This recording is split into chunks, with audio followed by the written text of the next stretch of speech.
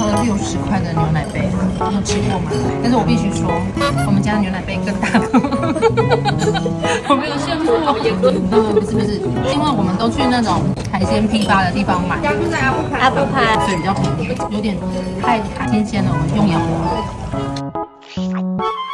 好新香，它的肉质极 Q， 有一点点干贝的口感，吐舌头的那一圈，好好吃哦！我要把这个拔下来，这是最精华的。一颗60块，这个至少8块。这个很好吃，它不是那种硬的，它是 Q 很鲜，好好吃哦！我就像沈医师说的，带着感恩的心，我必须让这个生物在这个世界上使用的淋漓尽致。很干净，吃的很干净。